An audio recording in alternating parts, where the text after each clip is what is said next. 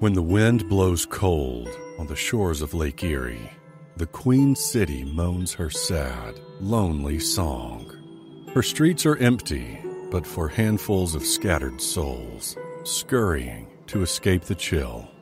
Most are gathered at the warm watering holes that garnish every street corner, offering respite for the weary. The air hangs thick and is warmed by the hot takes that resound from the wooden walls. We find ourselves on the doorstep of such a place, with the champions of mediocrity about to set off on another long-winded journey. The windows are already beginning to fog with the balmy bloviations. As the door creaks open, a rush of warm air ushers the velvet voices of the 716 Sports Podcast. Hey you, get out of the way because the day is the day we're gonna give you some additional downloadable content, DLC. Again, 716 Sports Podcast. It's us, and we're talking about Wrestlemania 34. WrestleMania fleur-de-lis, if you believe in the new WWE naming convention of these things, where you don't get numbers, you just get signs. You just get moments and symbols of cities. Crowd reactions. We're going to Quebec City, folks. Finally, the fleur-de-lis in all of its glory. They're returning to New Orleans, so we're going to talk about that for a little bit. But before we do that, check us out on 716 Sports Podcast on Facebook. Check us out, 716 Sports Podcast on Twitter. And we love the fact that you guys are downloading us. Make sure you check out our recent extended piece that we did, the 716 Sports Chronicles, on former UB wide receiver Alex Newt's, a very cool piece that we did. And we're just trying to give you more bonus content as we continue our journey on the Grandstand Sports Network. And today, a few of us are some wrestling fans, so we decided, why the hell not? Let's talk about the biggest show coming up. Full disclosure, recording on March 26th, card subject to change. But we do believe that we have 14 matches to talk about, so we're going to pound through these pretty quickly. But I know Nick is a huge Battle Royal fan. I do love the Battle Royales. Yeah. So I should say, this Bill, Jeff, and Nick will be discussing this. The last time Nick and I were at a Battle Royal together, Shaq came out. Oh, look out. Bar set pretty high for this. Yeah. Was that when I picked you up and hugged you? Yes. When Shaq came out? Well, they spoiled it because when everyone was coming out at the beginning, they accidentally played 5 seconds of a Shaq-tron. And we're like, what in the hell is happening? Sometimes that video team on the live events, they have a bit of a struggle at times. And slightly above that was the realization 10 minutes in was, hold on a second, is that Tatanka? Buffalo. Who was not announced and just happened to show up for the first time in years. Hey, fam. Didn't get his own entrance, was just in the Battle Royal. I'm very excited for Tatanka to come out this year. He thought he was going to finally get revenge on Bobby Lashley. Alas, it wasn't meant to be. But yeah, we're huge wrestling fans. I don't even know if it's closet anymore. Who cares? We can be out in the open about this, I'm pretty sure. We've all been to multiple WrestleManias before. I've been to 2 of them. I went to 23 in Detroit and 30 in New Orleans. Nick? I went to 32 in Dallas, and I will be this year at 34. Very good. And I went to 31 in California and 32 in Dallas. Beautiful Santa Clara in the middle of nowhere. Yeah, it was. We stayed in Berkeley and spent most of the time in San Francisco, and that drive to Santa Clara not easy. No, not at all. Not easy, fam. Parked on a golf course on the 9th hole, walked across a bridge across a thruway. Sure. Because that's what you want to do when you go to a football game. Go Niners. The New Orleans is like the best city in the world for conventions, the easiest place to walk. So, Nick, you're going to have an absolute blast. And you have what appears to be a 14-match card that is just the most ridiculous thing. It is insane. I honestly think going into it, this is the highest expectations I've ever had for any WrestleMania. I think this can be 30. I think this can be 17. I think this can fall into the annals of the greatest of all time, in my opinion, if everything connects, which some of this stuff will not. As we all know, there's always duds, even good duds. Like I think of last year, Kevin Owens and Chris Jericho kind of fell a little bit flat, even though everybody was expecting to be kind of stealing the show. So yeah, there's always moments like this, but expectations walking in, I think, are sky high for this show. So we're just going to quickly hit up a few of these. Don't really deserve much of our time, and let's start with the 2 Battle Royals. We have the Andre the Giant Memorial Battle Royal, and we have the now known as the WrestleMania Women's Battle Royal. R.I.P. to the worst pimp of all time, the Fabulous Moolah. Her name was immediately taken off after, really by putting her name on it, you're shitting all over the entire legacy that you've been trying to build up for 2 years. So kudos to WWE, and bigger kudos to Snickers for forcing their hands and taking that horrible wench off the name of this. Let's hit we'll hit the men's first. They're sure spending a lot of time talking about Baron Corbin possibly becoming the first repeat winner of this thing. Which means 100% sure that Baron Corbin is not going to win this thing.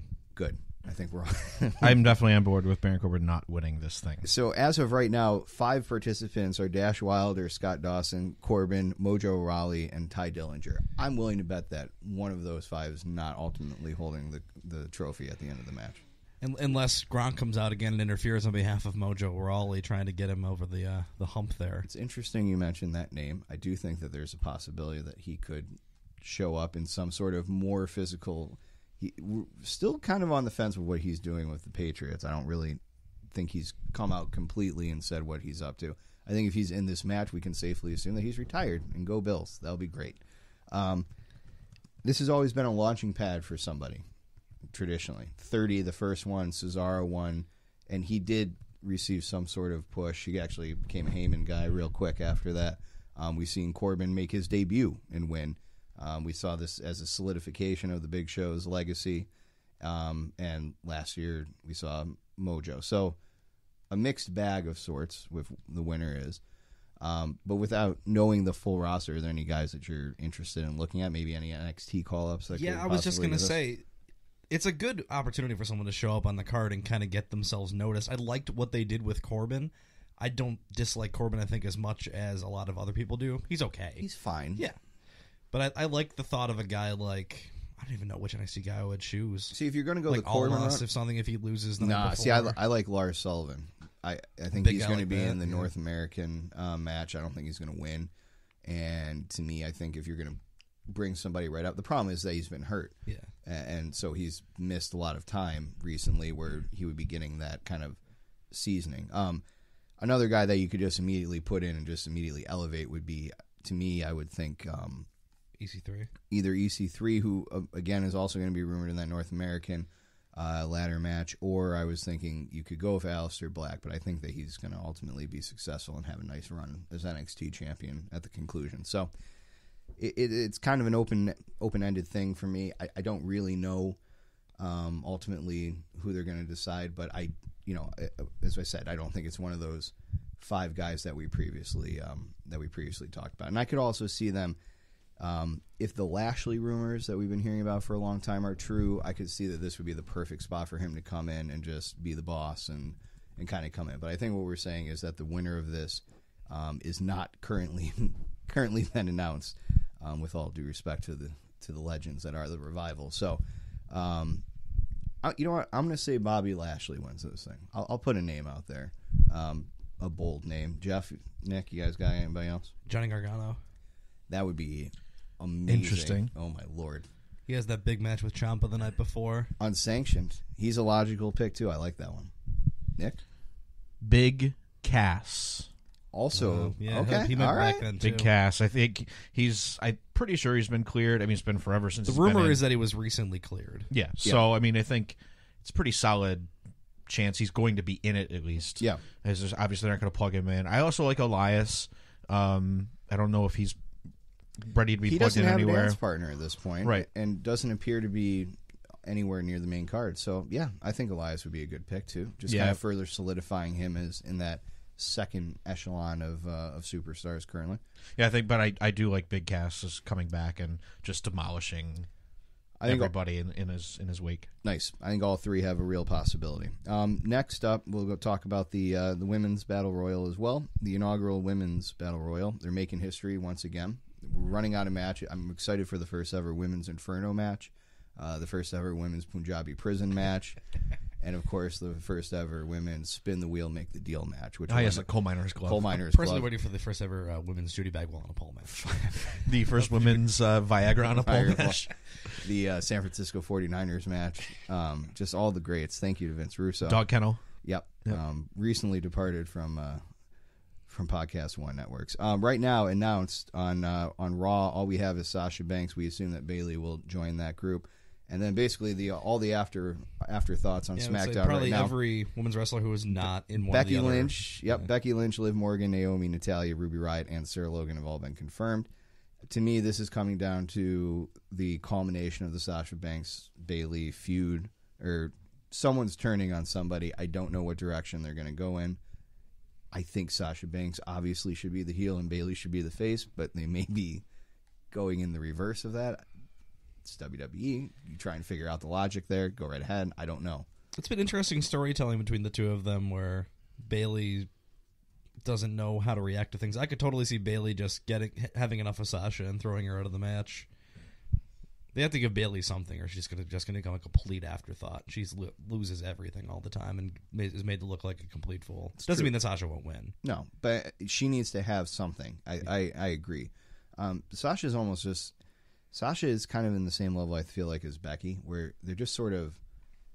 Whenever you need to plug them into the main event, you can, but they can also exist due to their talent and popularity kind of elsewhere, and it's really no big deal.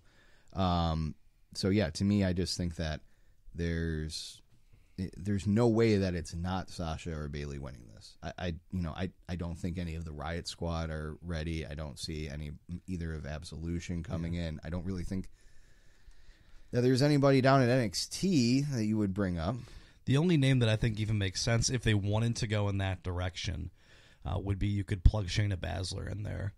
And then you have a built-in story with her and Ronda if you're looking for something for Ronda to do moving towards SummerSlam. Yeah, there is a rumor already that they're building up for Asuka versus Rousey, which we can kind of talk at least on the fringes of their main card matches. But yeah, you can already build it. I do like the Baszler. I actually think Baszler's been pretty good. There's a lot of people that seem to be down on her. I thought she's actually done a really nice job with Ember Moon. She's in there with Ember Moon, who's awesome, but that's besides the point. I think Baszler looks very comfortable. I think she's looked more comfortable in her appearances than Rousey so far. Yeah.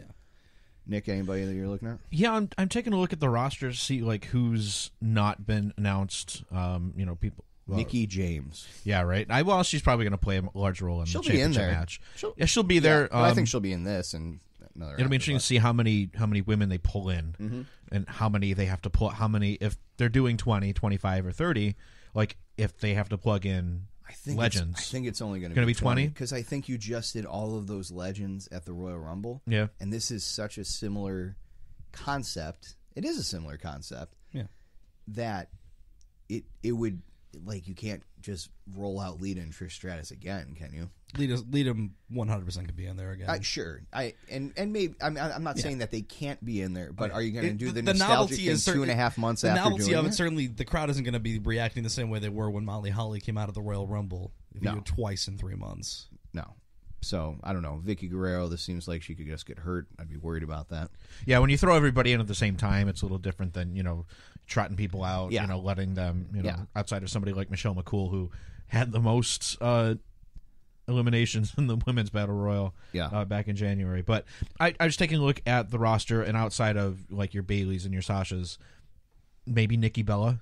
Sure. I think that was, with all the stuff that's going on with them and, promoting the TV show and all of that, I think the only other one that would make sense for me is Nikki Bella. Then I would call her my favorite to win. All right, so Nick's going to go with Nikki Bella. Jeff? I think it's Bayley. And I'll just, for the sake of argument, I'll go Sasha. But I think it's a safe bet that's going to be one of those two, in my opinion. So I like where your head's at. All right, we'll next move on to the vacant WWE Cruiserweight Championship, the finals. They've been having a tournament on 205 Live. It's amazing when you let wrestlers wrestle and don't let them rely on their personalities, that how amazing things can be, and that's what we've been seeing recently. The matches have been just absolutely fantastic on this 16-man tournament, and Drake Maverick is already the best commissioner in WWE, and he's been the best one for a while. He's almost doing a Regal, and he's not doing a Regal impression because he's his own guy, British. But he's doing exactly what Regal does, which to a higher extent, which I think is awesome. I think he's done a really nice job, and the result of this is A little bit surprising to me, face versus face. You got Cedric Alexander versus Mustafa Ali. I kind of thought Drew Gulak was going to beat Ali, but he didn't. And now two guys that I think, if you're not paying attention to 205 Live, you may not be super familiar with, but these are two guys that are pretty awesome. Alexander having a little bit more cred, I think, than Ali coming up on the Indies. But yeah, the so Ring of Honor Cedric run is a little bit more of a little bit fresher in people's mind. I think they booked it like this because they want to be able to put a match on the card. I love Gulak. I kind of wanted him to be in this. I think let's try to book a match on the card that is how many flips and how many high spots can we get these two guys to do? Yeah. And they just picked the two guys they thought could just go in there, run 5 to 10 minutes, and just throw everything they can at the audience and try to catch attention for the show. I like Alexander a lot. He was the one that was building up to face Enzo Amore before Amore got fired. Yeah. It seems like a logical conclusion to say that Alexander would win here. Nick, you disagree with that? No, not at all. I think Cedric it's been, the path has been paved for him the entire way down. I don't watch a whole bunch of 205 Live, mainly as I work on Tuesday night, so I don't get a chance to watch that or SmackDown, but I definitely think, from what I've seen, Cedric Alexander, it's his to win. Jeff? Alexander. I think he's been on that path since the Cruiserweight Classic when they really got behind him in the audience, and he came in looking in great shape. He's just been hampered by injuries, and I think he's finally going to get that moment. Yeah, I say it's clean sweep then. We will all say that Cedric Alexander will be victorious. So, building back up the card here, we're going to go to a couple more title matches. Let's talk about the tag team matches. The Raw match is announced. The SmackDown one isn't, but we're pretty sure what it's going to be. We'll start with the announced match. Cesaro and Sheamus. It's The Bar versus Braun Strowman. And TBD. A lot of directions that this can go in. This is for the WWE Raw Tag Team Championships. Cesaro and Sheamus have done a fantastic job since winning the titles from Seth Rollins and Dean Ambrose over the summer. Dominant champions. I think it's about a 7-month run that they've been on, which in modern WWE times is seemingly a lifetime.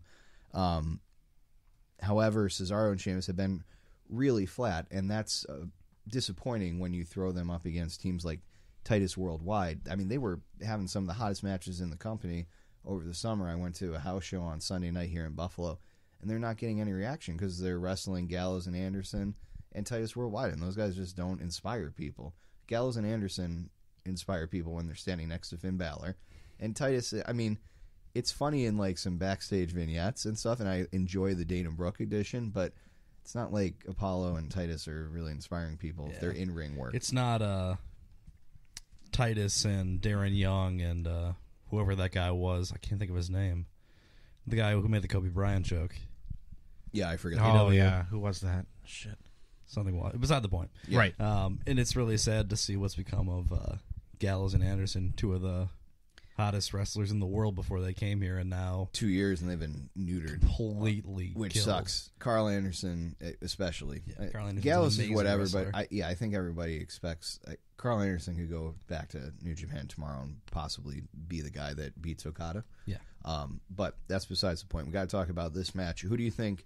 I mean, there's 3 directions that they can go in.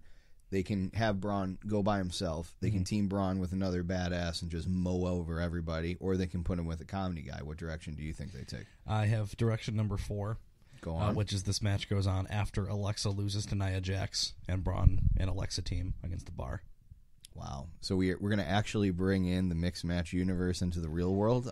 They've gotten some traction on that. Have they? I don't know. I see it all over the wrestling Reddit and everything, and they're doing a ride-along episode together now, and everything was announced. I think they're trying to really push that. Get these hands. They're absolutely delightful together. I mean, they are good. I agree with that. And other than Sammy making Becky Lynch almost crack up, but not quite, blaming Philadelphia area bakeries on their loss. If you need a good laugh today, you can go and watch El Generico and Paul London's PWG interviews, where Generico spends the entire time just getting Paul London a corpse. It's amazing. Oh, Sammy, we love you. Nick, what direction do you think they take this? I think they just have 2 monsters. I am sick of Cesaro and Sheamus. I hope they've split up. I think Cesaro and Sheamus are sick of each other. Between them, the 2 of them, and them facing some mix of Seth Rollins and Jason Jordan, or Seth Rollins and Dean Ambrose for the last 7-8 months, I could not be happier to see them split up. That match at the Rumble was so just good. Everything that they've done in every Raw, they've found some way. It's either Cesaro versus Rollins or Sheamus versus Rollins. Stop. So who do you think it is? Big Show. Okay. Yeah, I would say Big Show would be a good way if he's not in the Honor the Giant Memorial Battle Royal. Have him come back one last run. Was Braun the one who injured, quote unquote, injured Big Show? I believe that was his last appearance when he threw him through the cage. Yeah. So I don't know. That might be an interesting. He says he's good to go. Yeah. And all backstage reports say he's ready. Let me give you one direction of each. I think if it's a badass guy, I think Samoa Joe, if he's healthy, can make a lot of sense here. I don't know if he's going to get cleared or not. And if you go comedy, I think why not go Kurt Hawkins? He was recently appealing for that on Twitter. I'd like that a lot. I think Kurt Hawkins as Braun Strowman's team. I mean, Strowman can do whatever he wants. He can be a murder, kill, death machine. He can work the stiffest main event that we've seen in years with him and Lesnar at the Rumble just potatoing each other, or he can do the comedy things and swing giant bases and use novelty items to attack opponents like he did against Elias. So. I'm going to go that I think we're going to all say that Braun Strowman wins this. I'm going to go with Samoa Joe as his teammate. Jeff, who you got? Realistically, I don't think it's going to be Alexa, although I think that would be awesome. I don't disagree. That would be fantastic. I think that outside shot, Mark Henry. Give him one last round. Give him one last match. Braun was... Apparently, he was a big part of getting Braun into WWE to begin with. It'll be his Hall of Fame weekend, so you already know he's going to be there. He doesn't have to do anything. You could realistically, it's a foreseeable angle that Strowman just mows through the two of them combined. Mark doesn't have to tag in. He can just be there. I think that would be awesome. Give one less good send off. So you're going Mark Henry? Yeah. All right, Nick. Strowman and Big Show. Strowman and Big Show. Very good. All right, tag team match for SmackDown, which hasn't been officially announced yet, but we do believe it will be a triple threat. It will be the Usos, it'll be some combination of the New Day, and it will be the Bludgeon Brothers, who have been gaining steam recently on SmackDown television. A very nice booking job by them, actually building these guys up and, God willing, giving them some momentum for the first time ever in their careers, some extended momentum, I should say. And plus, Luke Harper's from Rochester, and I saw him. He was in studio at a bunch of radio stations that I used to work at in the market. So that was cool to see a hometown boy do good. Usos New Day feud of the year.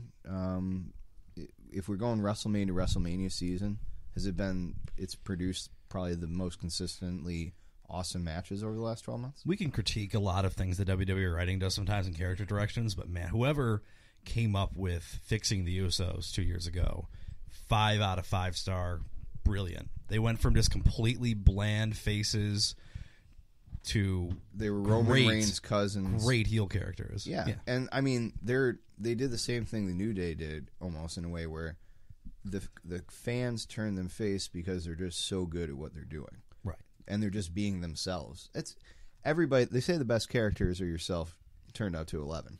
We've heard Steve Austin say that. We heard The Rock say that. You take your natural tendencies and you tweak them, and that's what they said. Like. Both of the Usos have said, this is what we wear, this is how we talk, this is who we are, and we're just projecting it through a megaphone now. And it's been super effective. And it's also, I mean, it's produced everything. Like the promo that Big E cut about 2 or 3 weeks ago on SmackDown was, again, the emotion, it makes you wonder, like, why is Big E not the guy that is, contending for world championships at this point? But the New Day, they're such a great trio. They've reinvented themselves a few times while keeping the same. They've kept the same shell of the gimmick together, but they've gone from heels to faces, and just when it looked like they were kind of getting stale, I think the SmackDown turn helped them moving over there, and then this feud that they've had with the Usos has been fantastic. It's really carried the tag team division over there for the better part of a year. With it being them carrying it over for the year, I can't help but part of me feel like it's getting stale a little bit. Same thing with Cesaro. If the matches weren't as good as they are, it would feel like Rollins and Cesaro and Ambrose in the bar and all that stuff too, I think. I wouldn't say stale. I think we're reaching a natural conclusion of this, one way or the other. Yeah. And I think that the Usos, who have still not ever had a main card match. They've been with the company for 9 years, 8 years, something like that. It's been a while. They still have yet to have a main card match. Finally, it appears that they should and will get some. I would have to think. But I like what they've done with the Bludgeon Brothers. I really do. And I feel like, Nick, as you said, maybe it's time to let some of these other teams kind of take the reins, and maybe you break up the New Day and let, not even, it doesn't have to be anything dramatic, just let them go after singles titles or whatever. Maybe, there's titles over there that these guys can fight over. Mm-hmm. The Usos can kind of not need to be carrying the mantle for a little bit. Harper and Rowan have been around for a long time too, without really any sort of extended title reign or anything. I think, as silly as it sounded off the jump with this gimmick, using sledgehammers without using sledgehammers, I kind of like where they're going with it. So I think the Bludgeon Brothers are going to take the tag titles one way or the other here. I certainly hope that's the direction they're going. Neither of those other two teams, as you mentioned, really needs those titles to be legitimate. No, the New Days and the Usos completely are threats, legitimized themselves. Completely outside of it. If you want people to take the Bludgeon Brothers seriously, even if they only hold it until like 2 pay-per-views from now, or just hold it until SummerSlam and lose it back to the Usos, at least then you legitimize them. You give them a match against American Alpha, Gable and Benjamin, or whoever else on SmackDown you want. They can have a rematch with the Usos.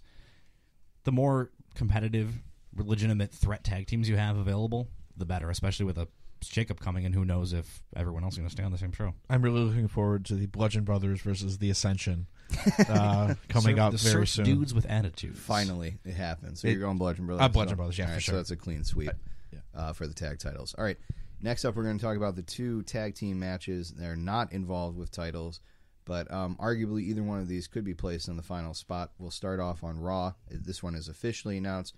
Kurt Angle, Ronda Rousey versus Triple H and Stephanie McMahon. Ronda Rousey comes out at the end of the Women's Royal Rumble to conclude the pay-per-view. She points up to the sign. Everybody assumes that she's going after a championship, and it turns out that she's actually going after the COO and his wife. So, Kurt Angle steps in, one of the all-time great still photos in WWE history. Kurt Angle staring up into the abyss as Triple H is winding up and about to cold cock him.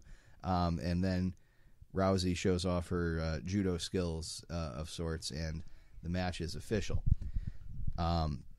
We have 4 complete unknowns with what it is in the ring right now. I don't know what we're going to get out of it. I think I know what I can get out of Triple H, and I'm fairly confident what I can get out of Kurt Angle. The real wild card to me is when Rousey and Stephanie are in the ring, because it could be perfect. I think it's going to be heavily scripted, but it could get ugly too if things veer off course a little bit. I think if they're smart, they're just going to keep Ronda and Steph apart basically the entire match. And just let it have Ronda chase and Steph keep tagging out the Triple H. And then I think your conclusion is that Ronda finally, if you want to present Ronda as a legitimate badass that the character naturally fits her, once she actually gets her hands on Steph, that match should be over in 30 seconds. Absolutely. I think what's going to happen is going to be exactly that. And I know from what I've heard, what I've read, is Ronda's been doing a lot of training down in Florida. Like a lot. Secret, more absolutely, training than anybody with as much experience as she has should be doing. Mm-hmm. But I think it's more to get, to knock the, Ultimate Fighting Championship style out of her, to move her more into sports entertainment. To learn how to actually pull punches and pull kicks and do all of that, so she can be more of an entertainer as opposed to a complete badass, which she still will be, obviously, once she gets into wrestling more tenured wrestlers outside of Stephanie, which I think is a horrible idea for her first match. But I agree. But which almost makes me think, for some reason, somehow Stephanie's might get out of it. Maybe if she could have if she gets some sort of clause or some sort of weird things, like I have a someone who's going to sit in for her. Yeah, it'd be amazing if she pulled something like that, and like Shayna Baszler comes down or something like that. I would agree with that. And that would be like, holy shit, like this is actually going to happen, and then that completely changes the entire way the match goes. I'm kind of disappointed that's not what's going to happen. But I know, that's right? the only way it really doesn't. good. It's the only way that this doesn't happen. But you can't have Rousey lose her first match. No, she absolutely will not lose the first match. So that's a consensus sweep there. That Rousey and Angle. I mean, it's funny that Kurt Angle's a prop essentially in this. I mean, this is. I love GM Kurt Angle. I do. He's just so happy to be there and thrilled that you're here watching. He's soccer dad Kurt Angle. Basically. He really. Truly is. The SmackDown tag match that has not yet been announced, but we are assuming will occur, is Kevin Owens and Sami Zayn, not currently employed by WWE. That's El Generico and Kevin Steen. Thank you. Versus Bryan Danielson. Daniel Bryan and Shane McMahon. Now, this has essentially dominated the entire 6 months landscape of SmackDown in some way or another, going all the way back to Owens versus McMahon main eventing Hell in the Cell. Way back in October that was. So this feud has been going on for a long time, and it just seemed like it was going on and on and on forever. And then one of the coolest moments ever, Daniel Bryan, after 2+ years of being told you can't compete, 4 of the best concussion doctors in the country all say, no, he's good. And boy, did he come out and take some bumps. That apron bump was a little scary almost. Zayn and Owens with a ring apron power bomb and Bryan's throwing drop kicks and doing flips in the corner, and it was amazing to see. It's somebody that loves professional wrestling, more than any of us, and to see Daniel Bryan finally be able to get out there, and he's going to be under heavy scrutiny. He's going to be tested after every match, but as we can tell as of now, this is going to happen. So, quick thing, I just opened up Reddit on my phone. God knows what is a work and what isn't a working these days. Shane McMahon was hospitalized today with diverticulitis. Oh. So, okay. God knows if that's actually a real thing. It's on WWE.com.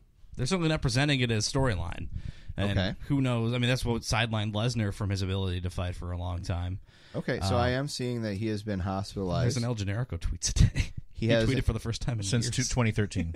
That's great. So Shane McMahon, somewhat breaking news, acute diverticulitis and an umbilical hernia. So that might change the exactness of the match a little bit. Now, I think the format and the skeleton of the match stays as it is. You get Owens and Zayn versus Bryan and X character. I think certainly it loses a little bit of the luster if Shane is not able to physically compete in that match, although we've seen Shane take all sorts of ridiculous things and injure himself and keep walking, so I think you're going to have to really get a bunch of doctors a time to a bed in the hospital telling him he can't go to that match. He fell off of a cell, and then the next night his dad's like, good enough. Why don't you run the company? Yeah. I always remember that the Kurt Angle German suplex through the glass at King of the Ring that didn't break the first time, so he did it again. Yeah, let's do it again. Yeah. Repeat the spot. Okay. Well, I'm still I don't know. I'm thinking it's a work. Let's assume that it's a work for now, but obviously, as we said, card subject to change, 13 days out.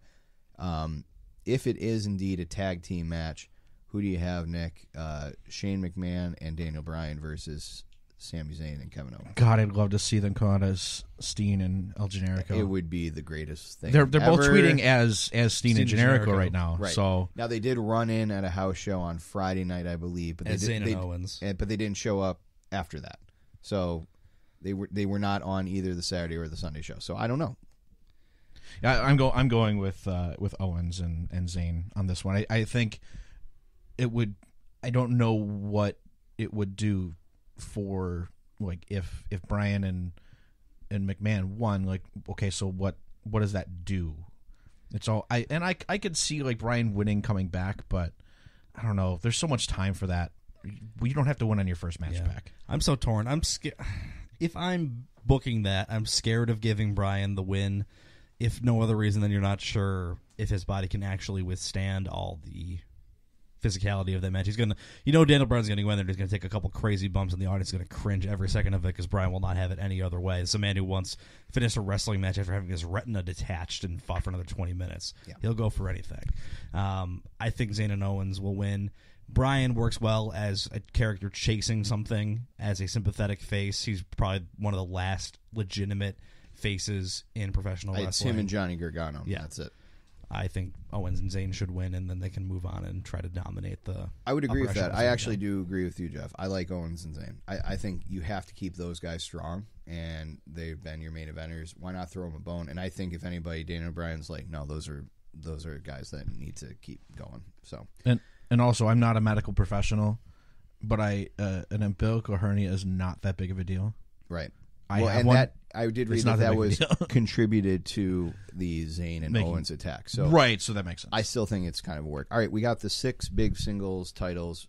Real quick, let's run through these big 6. We're going to go in order of as far as I'm just going in my own interest. So we'll start off with the least of the 6 that I'm interested in. That's the Raw Women's Championship, Alexa Bliss versus Nia Jax. I totally thought you were going a different way with that. I would have loved it if you went a different way. And well, we're just like Roman Reigns or not. Exactly. We're not that far away from that either. All right, good. Bliss versus Jax. So I don't know. Bliss has a mean girl thing. I don't see any way that you've been building up Nia Jax for so long. You kind of give herself humanity. Bliss has been dominating basically since she'd been called up to the main roster, whether it's been SmackDown or Raw. Yeah. Although she was cannon fodder last year for Naomi's homecoming, I see kind of the similar thing right now. To me, it's going to be Nia Jax, and I kind of hope that she wins rather convincingly. I think that Mickie James is out there, but she's such a foil at this point. She barely matters. I think it cheapens the win if Mickie is actually involved significantly. I hope she takes a Samoan drop 30 seconds in and is done, and then Jax goes and gets what's hers. I want to like Nia Jax more than I do. I just like every time I watch her in a big match, she makes a terrible mistake. She's not a great wrestler, but they have built her. It's a good story. It's a good story. They've made her into a sympathetic character, this is what they should have done all along. Like, she's not a monster. I feel like this is a 6-month holding pattern. Like, they had this story 6 months ago, and they didn't want to run it until WrestleMania, so they just kind of kept her in a holding pattern. I mean, they've kept her in a holding pattern for 2 years now. Like, it's interesting that they're finally pulling the trigger. But I do think Nia Jax wins in this one. What do you think, Nick? I do not agree. Okay, Alexa Bliss is the GOAT. She is the best thing going on Raw. She is the GOAT. From Columbus. IO. She's literally one of the best things going on Raw. Week in, week out, without hesitation. Every single time she touches a microphone, she's the best in the world at what she does. I honestly think she's going to... That promo to Elimination Chamber is so good. Oh, my God. I was sitting there and I'm like, is she really doing this? And just completely tore apart everybody. Yeah. And I'm also looking farther down the card, and I'm looking at the rest of the matches. There's going to be a lot of faces that are going to win. A heel's got to win at some point. I honestly think that Bliss is one of the few heels that walks out. With it's certainly a story you can continue. It's certainly a story you can continue. And this whole Nia, like, Mickie and Alexa turning on Nia just started a few weeks ago. True. I think it's 3 or 4 weeks old. They could easily continue this for a very long time. I don't disagree with that. That's fine. All right, so Nick will go with Bliss. Jeff and I go with Nia Jax. Next up, we're going to go to the United States Championship. Randy Orton is the champion somehow in this, going up against Bobby Roode and Jinder Mahal. And I apologize to Bliss and Jax. This is actually way worse than that match. I don't really care about any of these. Bobby Roode was the hottest thing in wrestling 12 months ago because of his great theme song, but he never was the dirty secret about Bobby Roode was when the match started, it wasn't great. Nick, remember going to NXT in Dallas and the atmosphere of that small building and how it felt like to watch people walk in there? Yes. The magic of Bobby Roode, in my opinion, and a lot of these NXT guys who get kind of lost in the shuffle, the Ascension was the same way. They come up in the Vaudevillains. They come up to the bigger arenas and bigger crowds that are more mixed. At Full Sail, you have a lot of just smarky crowds. The crowd at Dallas and all these takeovers is super, super smarky. They know all these guys. They run smaller buildings. It's really loud, and everyone knows what's going on. They get to these big buildings, and they don't explain the gimmicks very well, and people get lost. Yeah, I think Bobby Roode is an amazing character. I think he's a very good wrestler. Mm-hmm. And I think it works well with Randy because they work a similar kind of style. Mm-hmm. But 40-year-old dad style? Basically. Yeah. I like Bobby Roode, and I hope he wins the match back because I think Randy got the win to get the Grand Slam, and Jinder is there. Jinder exists. Do you have anything to add, Nick? How you doing, bud? I'm sorry, buddy. That's fine. I was thinking of something really funny. Yeah, I know. So am I. The four of us at the same time. Amazing. Got that telepathy going. Yeah. So, no, I think... Bobby Roode's got to get this. Randy Orton really just needs to figure something out. I don't know. I thought he was. We can't constantly hearing he's going part-time, and then he doesn't go part-time. I wish he would. I wish he would, do more acting. Do something else. Pull a Cena. I actually really like Randy as a wrestler. He just doesn't wrestle with motivation ever because they keep giving him nothing. Done the with. Same thing for 16 years now. Yeah. Here's what's going to happen though. They spent all that time building up Jinder Mahal. This is arguably the worst title match on the card. Guess what they're going to do? They're going to give you the worst result. Wouldn't be shocked. Kalas for everybody. You're talking about heels. Talking about needing some heels to win some matches. Jinder Mahal is going to walk out as United States champion because WWE hates. He's going to walk into the greatest battle royal in Saudi Arabia. Put it down. That belt. Give me Jinder Mahal. I already put it down. Jeff, Bobby Roode, and I'm going with Bobby Roode as well. Very good. Next up, Paul Heyman brings out Brock Lesnar for Roman Reigns. This is the singles match for the Universal Championship. I wonder what's going to happen. I can't imagine, Bill. Brock Lesnar's last contracted date is on Friday. As of taping, he's on Alistair Overeem's already getting himself weighed in for Brock's warm-up UFC heavyweight match. I'm not saying that Brock Lesnar will never step foot in WWE ring again. I think that this is the last time in 2018 that he steps foot in WWE ring. I think he is actually not convinced that's a bad thing. No, I don't either. I think he needs a refresh. It was so awesome. His match against John Cena at SummerSlam amazing. Was this incredible thing that we hadn't seen. The way that he was just mowing through people, and then since the Dean Ambrose match 2 years ago, it's just been off. Yeah, I was in the building for that Royal Rumble Cena Rollins Lesnar triple threat match. Yeah, absolutely incredible. That was that first year and a half that he was back. It was amazing, and you're right. Exactly when they lost that whole storyline, they had the great build up, and the match came flat. He never got it back. A really weird match, and I'm not saying but he was stretchered out for Hossapalooza at SummerSlam 17. Like, even when he's a part of this, it's people are caring about other things that are going on. Roman Reigns is the chosen one, right? Everybody agrees with this? Yeah, I don't think you're going to get an argument from anyone, no. So I think it's Roman Reigns. And I could see him going over like in a Goldberg over Lesnar-esque style where it's only a few minutes and he kicks out of 2 F5s and then gets up and spears and wins clean in the middle of the ring. And, the boos come down. There's no way that this match can go last, by the way. They can't do it. We thought that they can't do it. I know they can't do it. Though. How long was that match? Like 35 minutes. Oh gosh, so long. Roman Reigns. It was twice as long as Triple H's entrance. If Roman Reigns wins this match in 7 minutes and kicks the shit out of Brock Lesnar, that's what I want to happen. It's better than what we've been getting. I mean, at this point, I think, and just not to spoil the ending, I think we're all going to assume that Roman's going to win this match. Yeah, absolutely. I hope that's how they do it. I hope Roman just comes out House of Fire. I thought they've actually done pretty well with his character. The last, at least out the gate. I thought that promo when Brock no-showed or whatever happened was amazing. I thought that's exactly what they needed. Yeah, I agree. They're trying with Reigns. It's not working. They just got to do it. They just got to pull the trigger at this point. If it's terrible, they just got to run with it. Just keep going. Yep. IC title triple threat match: Miz, Seth Rollins, Finn Balor. Put the accent over the A.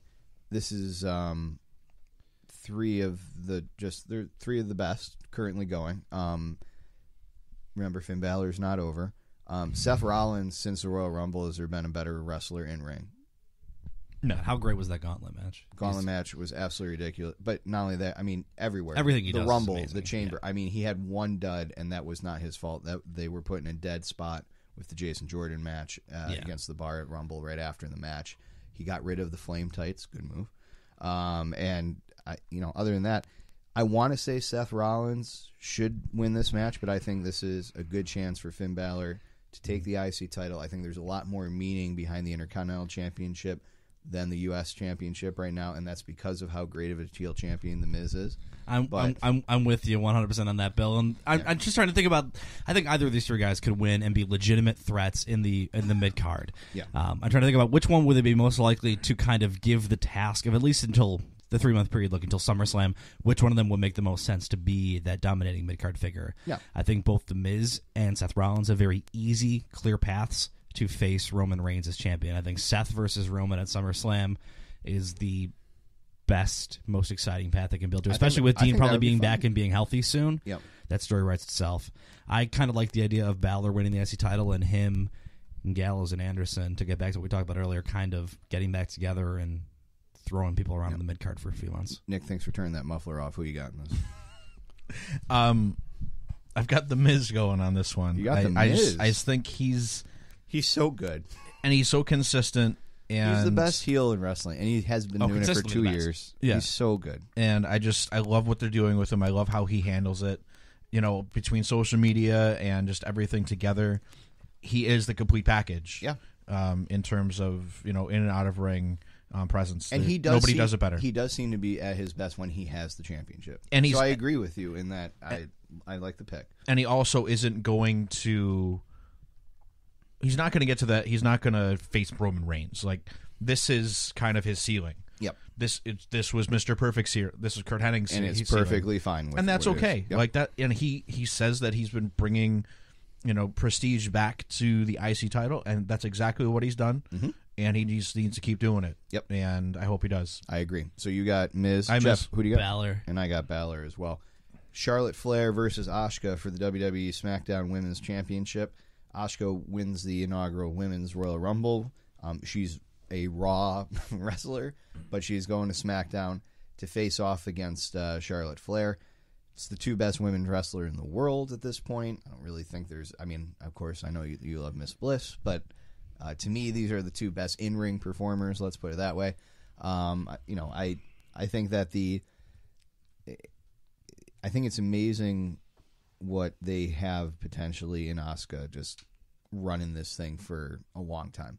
And Flair has, to me, actually had a little bit of a lackluster run. I think it's more that they haven't necessarily been giving her the best opponents, with all due respect to the legendary Riot Squad. But to me, this is Asuka. They're not going to break the streak at WrestleMania in her first go of it. And I think that they're building towards her and Rousey next year. So I think this is the kickoff for that, and because of that, I think Asuka wins the belt. I completely agree, and I think he allows you to shuffle around the roster a little bit too. I think Charlotte probably ends up on Raw, and Asuka can be the face of that division. Yeah. A lot of fresh matchups by doing so too. Yes, I would agree with that. Nick? No. You know. Come on, buddy. Really? Go on. This is how it works. Okay. I know fantasy booking. We weren't going to do it, but give me one. Do it. Go ahead. Give me one, bud. Asuka does not get pinned, but Charlotte wins the match. Charlotte's going to win the match, but Asuka will not get pinned. DQ. Carmella has the money in the bank. Going to go to Seth Rollins. Yes, I think that's how it's going to go. Mainly because I don't know. I forgot that Carmella still has that briefcase. I think everybody does. I think it's part of the problem. Yeah, they've kind of not pushed that. Okay, well. So I think that's one way they can have.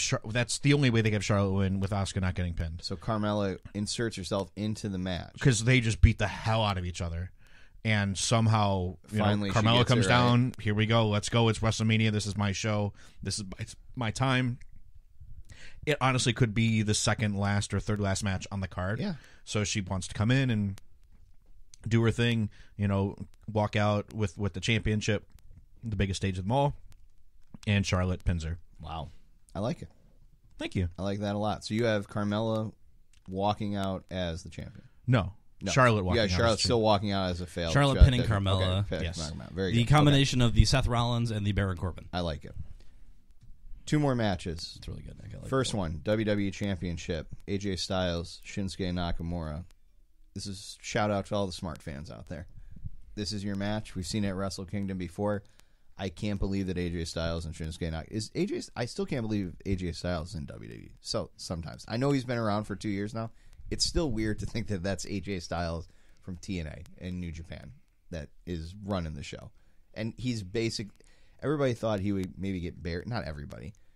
I don't think that we thought that he would just get this run where he's just been allowed to be AJ Styles, which is essentially the best in the world. And now he gets to wrestle against a guy who many feel, after a bit of a lackluster start on the main roster, has really found his groove. And they actually pulled the trigger and went with Shinsuke Nakamura winning the Royal Rumble. And now we get our match against AJ Styles. I think this is going to be the best match on the card. I don't think that these guys are going to disappoint. I think they're going to be given 25 to 30 minutes. The question is who wins this. I think this. You have to pull the trigger on Nakamura here. If you build him up to this point, and the unfortunate part about the Mahal, that terrible Mahal situation. Yeah. It's tough for Shinsuke because I think it takes the casual audience longer to get a guy who doesn't speak English and wrestles a very different style than they're used to if you build him up this much and then have him lose to AJ, it completely legitimizes everything. He's just a guy. He's just a guy. And SmackDown needs more top guys. They need more top guys. I would agree with that. I think that these two guys burn the house down. This match, we've seen versions of this match, as you mentioned, in other platforms, and it was incredible. Mm-hmm. I think this match is match of the night, and I think Shinsuke Nakamura wins to go on to SummerSlam and face Daniel Bryan. I don't know if they could put the title on somebody who doesn't have command of the English language as well, as poorly as Shinsuke does. I think without a mouthpiece, without a Heyman, I don't know if you can necessarily put the belt on him. So, obviously it's going to be match of the night. I don't think anybody's denying that. I think it's one of those things. It's a foregone conclusion. It's going to be the best match of the night. It's going to be one of the best WrestleMania matches of the last 10, 15 years. Mm-hmm. I still think AJ Styles walks out as champion. And it's not obviously going to be the last match on the card. It's going to be the kind of match that they both understand that it's a great competition. They'll shake hands after. But I still think AJ Styles walks out. I think they want to squeeze one more out of this feud. And Nick, I'm going to agree with you. I think somehow, some way, Styles gets the win here. But in a way that builds up Nakamura. Almost like Asuka Ember Moon, where we get that desire to still see it one more time, and then to see it actually. This time I think it would come to fruition at whatever the April or May pay-per-view, but I'm going to take Styles as well. Last match that is still not official. I think this is going to main event. Rumor has it. John Cena versus American Badass. The American Badass version of Mean Mark Calloway. A very weird Big feud Red that has from been, South Texas Wrestling. That's right. It's been nothing but John Cena talking shit on television or blasting grams at him. Quality gram today. Quality grams. A very interesting scenario, but we saw dead Undertaker leave his duster and boots and gloves, and he was just running around nude at the end. It was very awkward at the end of last year's WrestleMania. But does he have one more match in him? Do they have one more money match? We assume this is going to be taking place. I do think it would still be the main event. Hey, Hall of Famer Kid Rock can sing American Badass live in person. You can finally hear that in the Superdome, Nick. I know it's been a dream of yours for a long time. Can't wait. And I think that they go ahead and give The Undertaker a win, and I do think this becomes his last WrestleMania match ever. Cena's giving everybody wins now. Yeah, I really don't know what direction they're going to go with that. I don't see what the benefit of John Cena winning this is. There's just nothing there for me. Yeah, and I think and giving Undertaker totally one more win point. gives him, maybe you can figure out one more dream match out of this thing. I also see The Undertaker as one of those very old school guys who has that go out on your back mentality. I have a hard time believing. We thought we saw it last year. Yeah, no, I have a hard time believing that if he comes back and it's his last match. I think if he beats Cena, I think there's another match. It might not be a WrestleMania match. It might be a SummerSlam match versus Kane or something. Right. It might give him another one of those 3-month runs like I had a couple years ago. So I have a hard time believing, just knowing how he's talked about things and supposedly what the character's become. He's had hip surgery. He's feeling a lot better now. Yeah. He's spry again. I don't know. I think he loses to Cena. I think Cena retires him. It becomes this generation's icon retiring last generation's icon. It builds to Cena breaking Ric Flair's championship record. Nick. Cena wins. I have literally not cared about The Undertaker since Lesnar. 20 years. Wow. I think The Undertaker shtick is so stale. Oh, man. The entire thing. There is a young man in East Rochester, New York right now whose soul is Hi, melting Alex. down through the floor right now. I can't even remember the last time I was pumped about anything having to do with The Undertaker. That Undertaker-Lesnar mini feud. No. Amazing. No, that sucked too. Oh, I think that was suck. trash Undertaker too. Lesnar, before that Undertaker Punk that year. Yeah. Okay, Undertaker and Punk Edge, was good. his title Undertaker matches Punk from was really 07. good. Yeah. But Undertaker Punk was good because of Punk, not because of Undertaker. Punk did a very good job.